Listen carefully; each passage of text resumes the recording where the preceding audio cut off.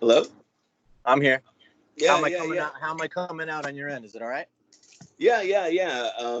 I know me and you were kind of both to this new technology of live streaming and doing Yeah, things I'm live. I'm just catching up to this shit, really, to be honest. You know what's funny is you would think that I would be like on the forefront of this with everything that I do, but I've said this before, but I'm a little antiquated where I'm used to just pre-recording everything, having a camera, and then just going back and editing everything, Right. you know, in an editing bay. But everybody is now all about the live and just seamless stuff.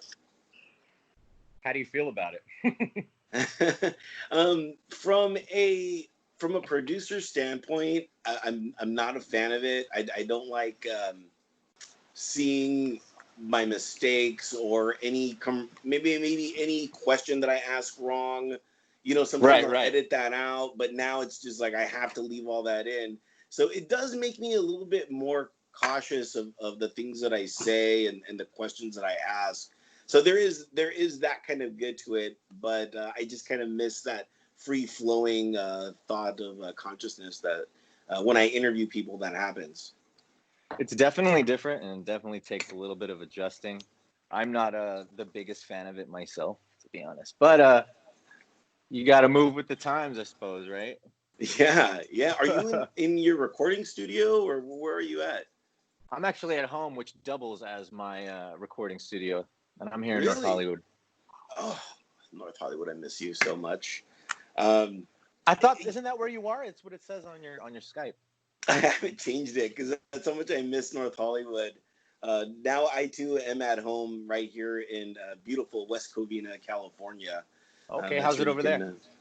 It's cool. I mean, I don't leave my house. I don't leave Same. where I live. Because there's nothing to do. All the bars are closed. All you can do is just go outside and eat. But that's gotten super expensive, and I didn't realize how much I go out and eat until all this Right. started to happen. And just how much my life kind of centered around, let's meet up for dinner or something like that. And it would Right, always right. be super late at night because I just got on to eating until 5 o'clock. Like 5 o'clock is my limit of when I eat, just because Right, I'm trying right. to lose weight and gaining weight during Right. all this. Um, so I never realized how much late night eating I do. So that's been Me an too. interesting part. Yeah. Me too, bro. I am a late night snacks fiend. The munchies hit. You can't control when the munchies hit. You can't. You can't. I know. And it's like 7 or 8 o'clock. My body's used to eating, and like already it's like starting to rev up, and I have to like drink water and all that fun stuff just to kind of suppress that urge, that appetite, just to Right. happen. And I've been trying to work out, and I've been like doing a lot of bicycle riding and things like that, just to kind of get back in, just because the gym closed that I go to. So now I Ain't don't have no a gym. gyms. Yeah. I'm building a home gym kind of thing going on. No It's way. just, yeah. I mean, not like a 24-hour fitness, but just whatever kind of immediate things I would need, like for push-ups, or maybe some resistance bands and a pull-up bar or something like that. Right. Like nothing crazy where I'm gonna have machines and an elliptical and a stairmaster and all this, and kettlebells and ropes and Right. none of that stuff. Just like the bare essentials of like, hey, try whatever will combat these late night munchies. Right. Right. Something to do other than that. You're not gonna be Yeah. like Rocky Balboa, where you run into like a meat locker and you're just like hitting slabs of meat or anything like that. I wish there was those kinds of training facilities available to me, because I would be punching meat like a mother. I would be in there, and I would be listening to the theme song too. Oh yeah. Da, Dun, da, dun, da, dun, dun, da. da, da, da, da, da, da. That'd be so Oh, rad. Just it meat would. on cleavers, just available to Yeah. punch. It's just like you pay $5 to get in, or like $30 a month, and you can just, you could like punch all the dead cow you want. Well, I mean, you can do that for your next music video. You know, Actually, that would be rad. That'd I be don't rad. know. I've been seeing all your music videos that you've been putting out, and so I'm like, well, he doesn't have one out next, so He, that would he be doesn't. cool. He doesn't have one with a Rocky punching meat locker kind of scene. He needs something like that if he wants to get to that next level. Exactly, that's what's missing. Oh shoot! But what would you say before? Punching Dead Cow Meat. By the way, name of your next album. I don't know if you thought of that, but name of your next album, Punching Dead Cow No, Meat. no. Name of next album will be Meat Locker. Oh yeah, perfect. There it That goes. could be misconstrued in so many ways. Like people will be filling that title with all their own little fantasies. You know what I mean? Yeah. What are you drinking right there? Some coffee? I made myself a cappuccino. My mom gifted me a cappuccino making machine, an espresso machine. So I don't really need a Starbucks or anything because like I am a Starbucks. You know what Right. I mean? I was a barista before like a lot of this No happened. way. Where at? Just down the street at this really cool place called Cafe Valere. And that's where I learned to do coffees and espressos and stuff like that. So it You're was an you know what, espresso drank slanger. dude, beyond You because slang them drugs, bro. That's what you are. You're basically a legal drug dealer. I got high off my own supply too. I was You're like, I'll have a red eye with like an extra 25 shots. Were you like that immune was to coffee by a certain point? yes, because I was doing my typical drink, and by the way, that's what got me super into iced coffee. I wasn't a big iced coffee drinker until I got there, but my Yeah. typical drink was literally, I kid you not, 5 or 6 espresso shots with coffee, and then just to tie it all together with French vanilla. It was delicious. That's It was delicious though. delicious. I love that. I love that. You don't even fuck with no sugar. You're just like, No, I'm sweet enough, huh? exactly. But now since I left there, and it was cool is like working there, I was getting free coffee all the time. So when I finally left there, I was like jonesing for coffee. I'm like, what do I do for coffee now? And so I never was a big Starbucks person because I've always been especially now, a shop local, drink local type thing. Yeah. So then I started intertwining regular coffee and espresso grounds together, and then making my coffee as such. Right. So that's been my coffee journey. So do you think like if this doesn't pan out, you could be a barista? No, because my machine, like literally you press a button, it does everything for you. Okay. You don't gotta do none of that, like pull Fraud. something, pack it, slam it back. You don't gotta do none of that shit. I put it in a pod, I close it, I have an option between just espresso or the cappuccino side, and I'm just like, black, and then I go about my shit and I come back and Well, it's like Jetsons, bro. finally things with the Jetsons are coming to fruition, like the whole phone video thing. Oh, totally. AI, robots, all coming true, man. Do you have a Roomba or a Zumba in there? I do, but he took a shit and he don't work no more. Like he just wanders around aimlessly confused, not doing shit now. So like I don't know. I think I got a defective unit. There's always that one guy that's straggler, Yeah. I think I got a straggler unit, bro. Because my Roomba used to work great, but I think since I ran it just like all the time, just like, oh, there's a spot there. Let me just set the room. I think I shortened its lifespan considerably, and now he's just like this empty shell, no pun intended, of a man, Pun intended, sir. Totally intended. I'm writing material over here, bro. Exactly. I got like a notebook with a list of. But when you do write material, do you have that? Do you have a bunch of notebooks that you're writing, especially for this album? This album has been long coming. I met you back in 2012. You just moved. Oh my God, that's right. to LA, and it was Max introduced me to you, and then And I was on your show with Phil X. Yes, We were in the yes, studio together. That was a great day. That was an awesome day. And that was here in North Hollywood. What's yeah, up? I And now know. I'm here, full circle. What the hell is going on here? Good stuff.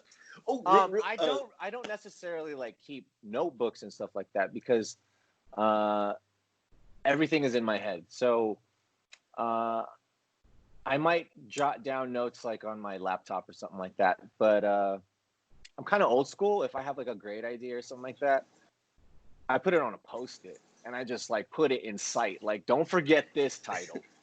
Always yeah, the villain. Don't forget that one. Like, that's gonna be something, you know. one day. But for the most part, everything is in my head, and I just track it and lay it down. And uh, at the end, if it doesn't impress me, then he just gets cut from the team. Do, Like we do take him you out.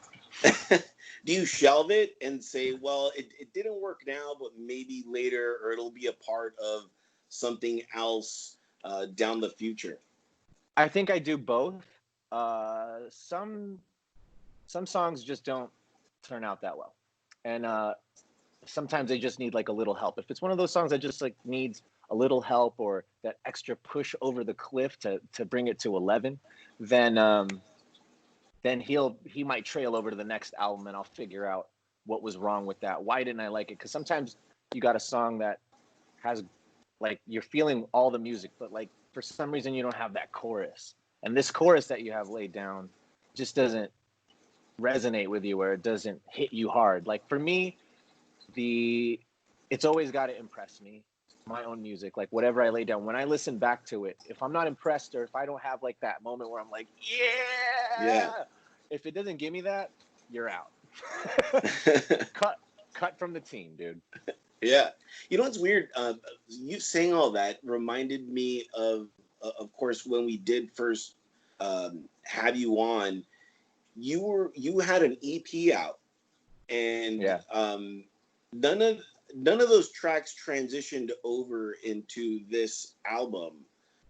Why is that? Was that because those songs were a little too not what you were looking for right now?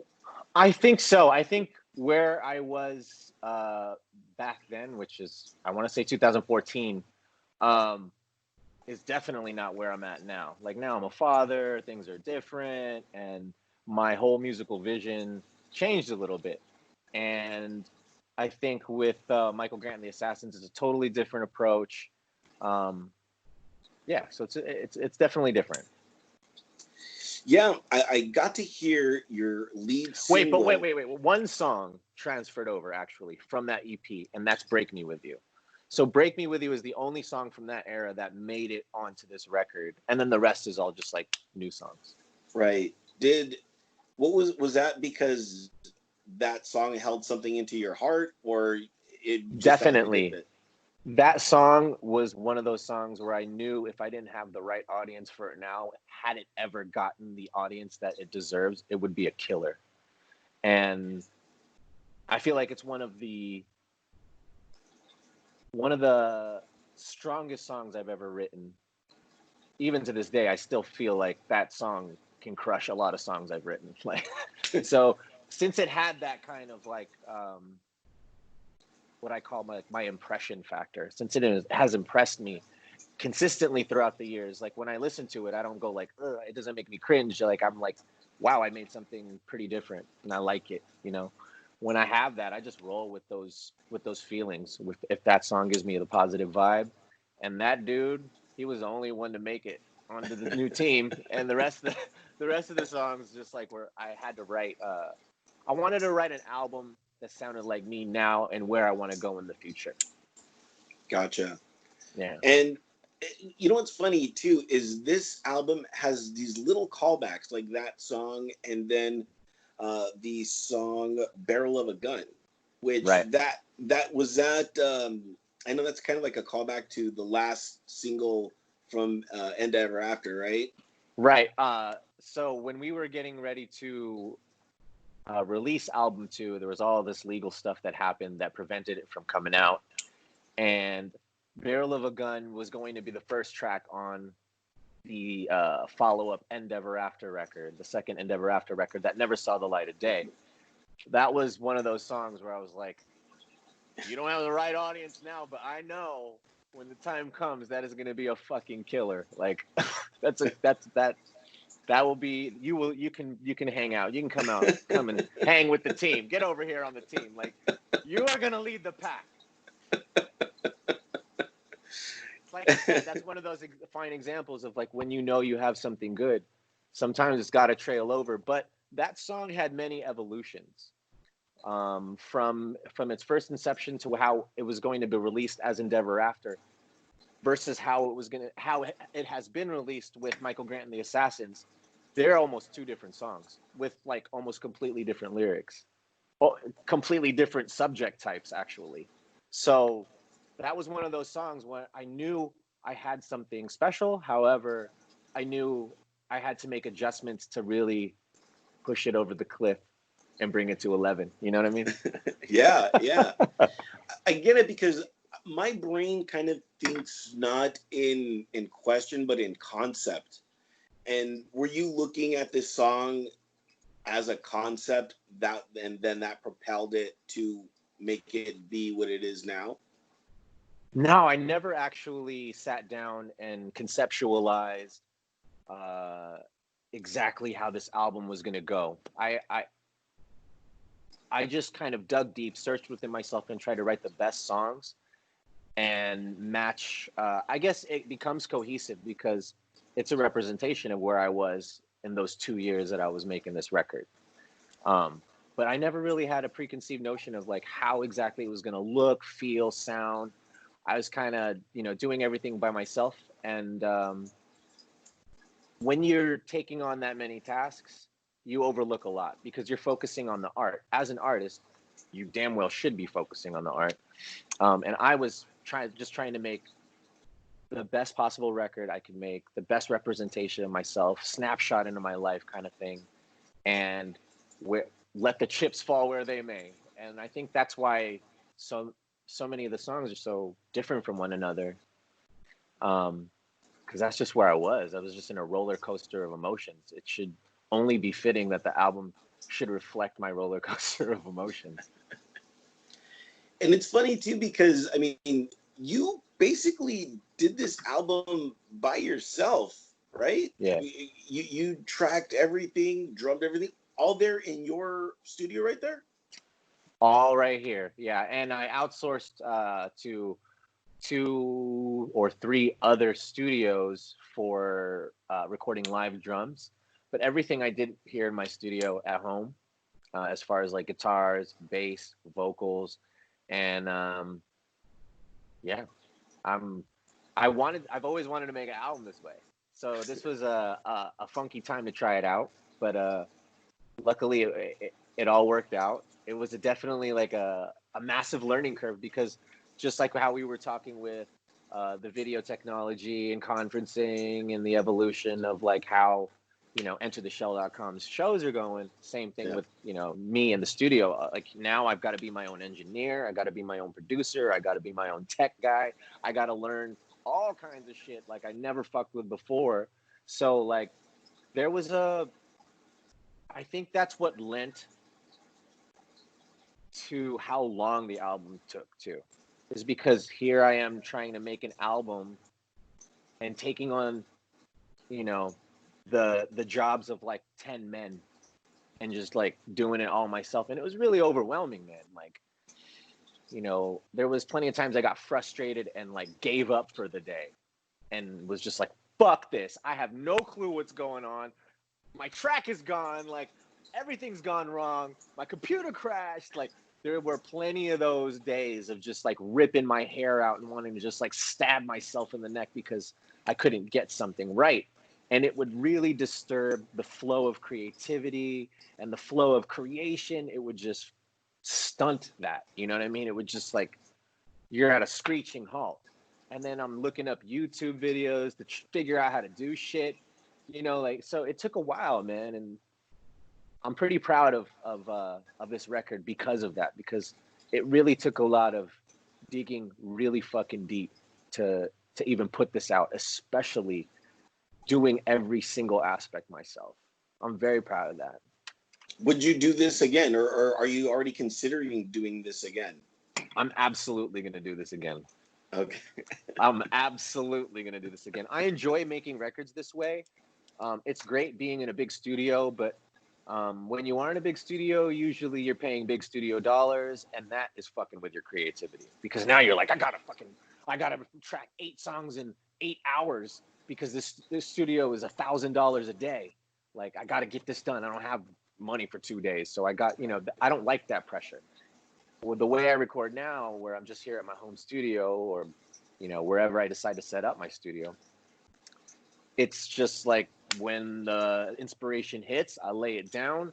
If I want to go take a smoke break, or go on a walk and think about some lyrics, come back and do it again. I'm on nobody's dollar but my own. You know what I mean? Like, Right. it's my home. So and plus there's that comfortability factor.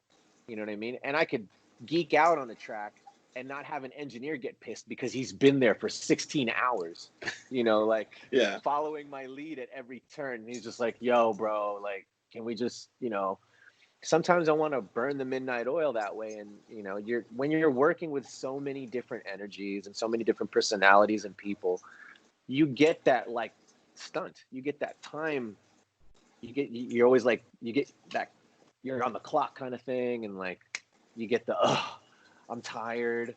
Like, now it's just like, I can go and burn the midnight oil as hard as I want to burn it, When you go and finally tour with this album, because you did it all, finding the right assassin per instrument, have you thought of that? Because when you played the drums, that's how you wanted those drums to play, and you're going to bring in another drummer, obviously, because you're not going to be running around doing everything by yourself.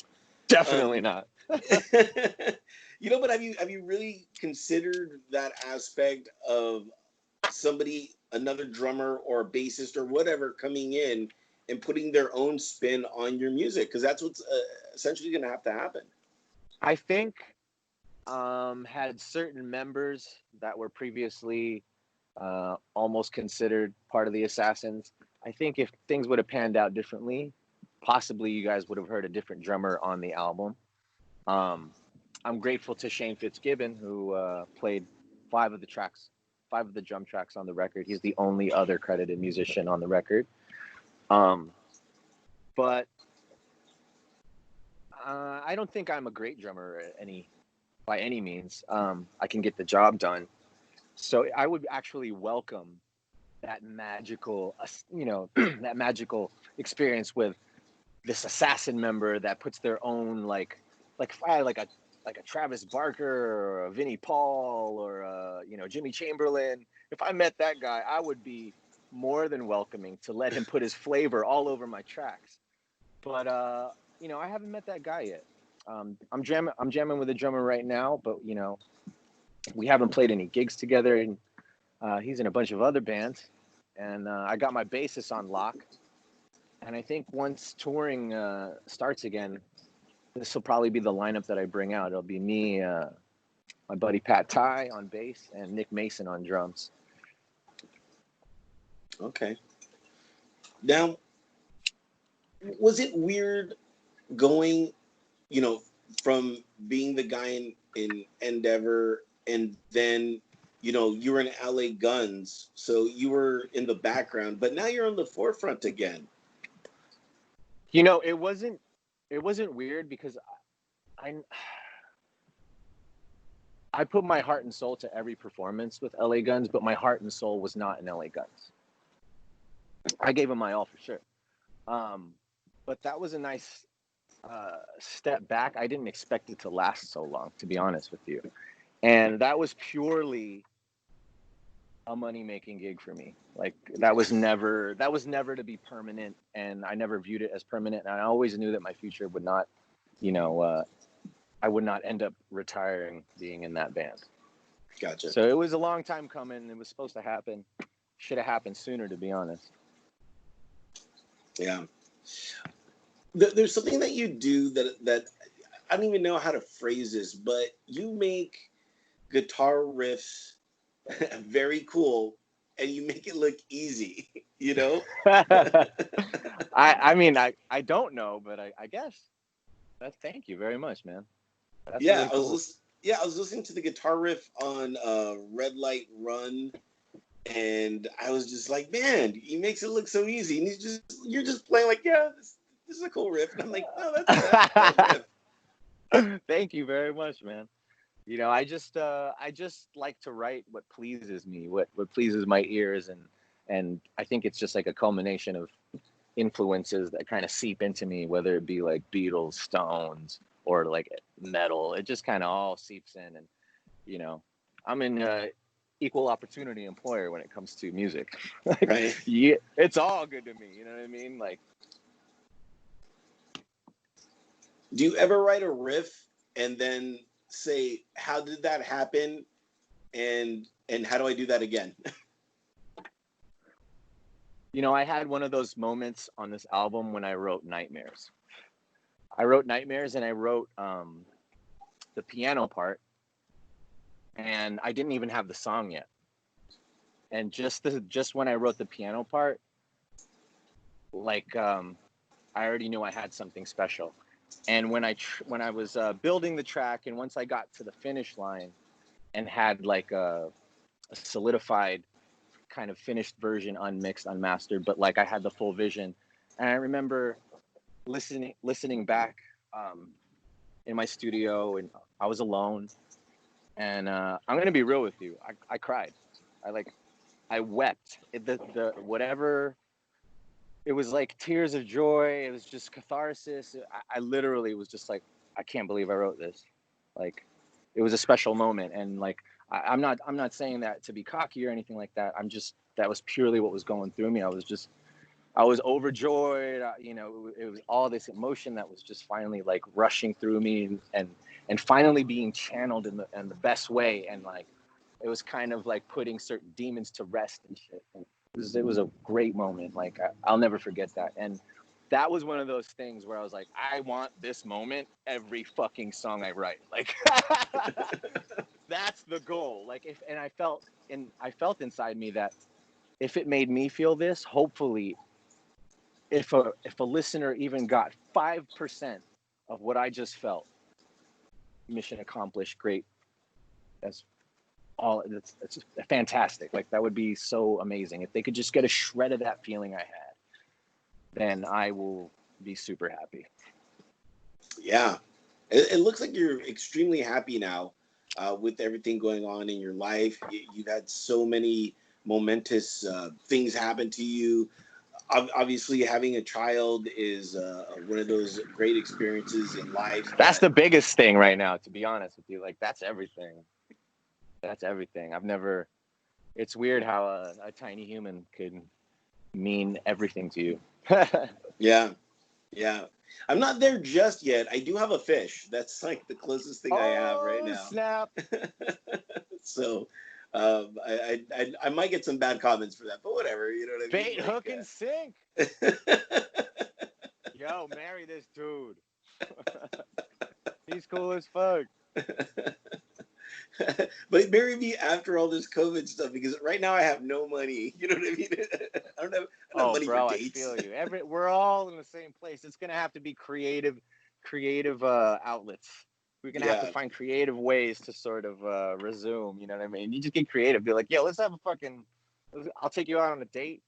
Well, Skype with her, and then we watch the same Netflix show at the same time while having yeah. TV dinners. So that's gonna be like the new way. Watch. I'm writing all this down. They're gonna be like, "Oh my god, this is the sweetest thing ever. This is so Yeah. cute." You're so adorable. Yes, yes, I am. Thanks, Michael. I really like the layout of your house. I know you've been kind of walking around it and stuff. It's kind of nice Thank just you. to kind of see where you're Yeah, living. I have a sweet little apartment with really high ceilings, and those high ceilings, kind of are everything to me. I really can't take when I can touch my ceiling. I don't like that. I need some space. So if you look inside, it's like super high. Yeah. Wow. It's like 40-foot ceiling. So I do like that. Cool. I like it too. Mine's is pretty high as well. But that's It just makes because you feel like there's more space. Even if your room is smaller, it's still like, you're like, yeah, I could jump. I could put a trampoline in this motherfucker and I'll be all right. Like, yeah. What I've been wanting to do too is I want to put posters or something on top of my walls.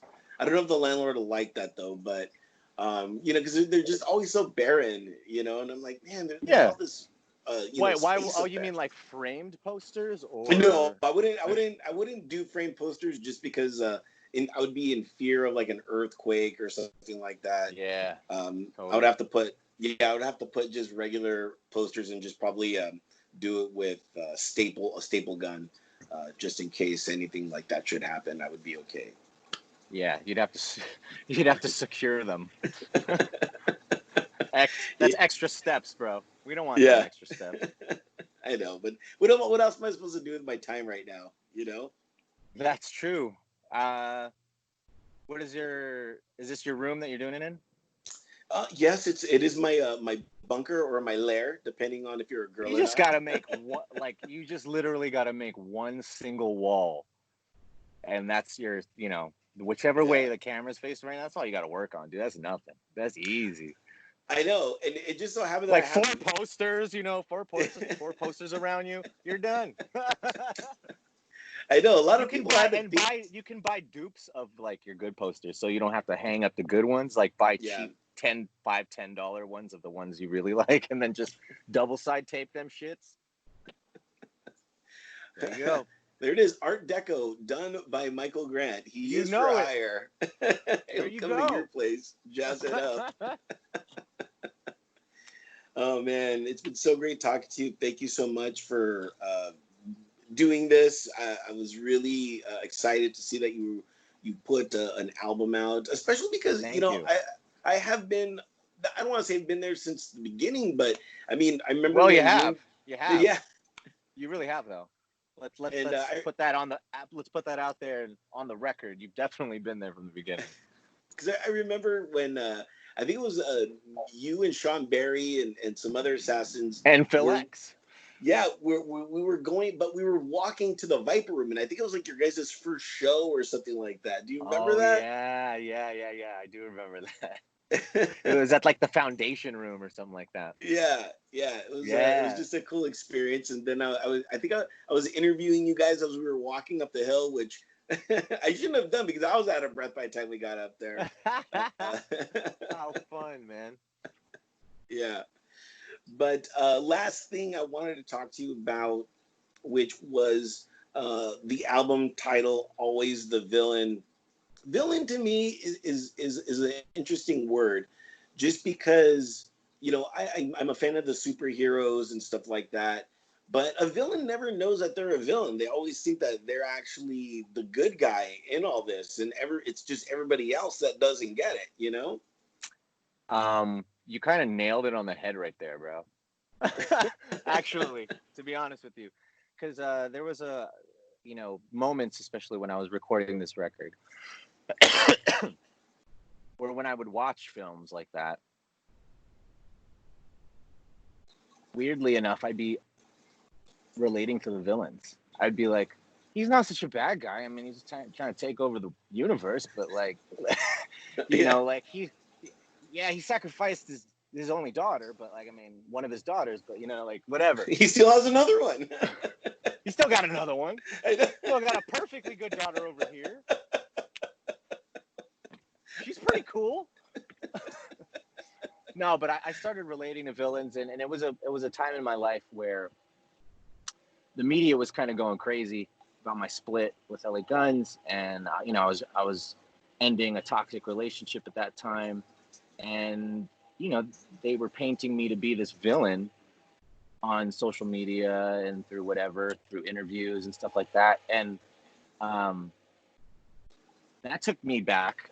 Took me way back, and I was just like kind of confused about everything.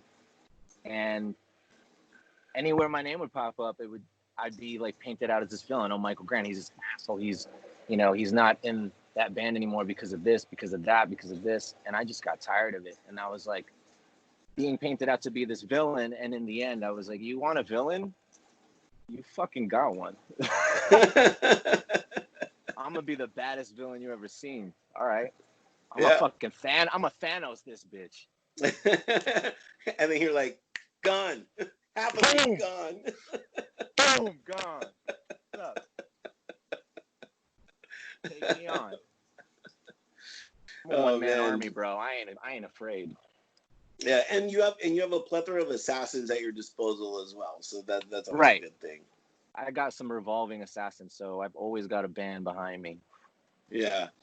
Well, I'm looking forward to everything coming out. Now, I know right now there's physical CDs, but people could still stream you on all the streaming platforms, all correct? The streaming platforms. We are on Apple Music, Spotify, Deezer, Google Play, Amazon Music. We're on everything. And you can get physical copies at mgassassins.com. You can visit Frontier's website and get our CD. And we got 2 music videos out right now, 2 full studio music videos for Red Light Run and for Nightmares. Go check that out if you guys get a chance, and stream the fuck out of the album and let me know your guys' favorite tracks. Cool. Thank you so much, Micheal Grant. Thank you for having me. Pleasure. Yeah. Thank you so much.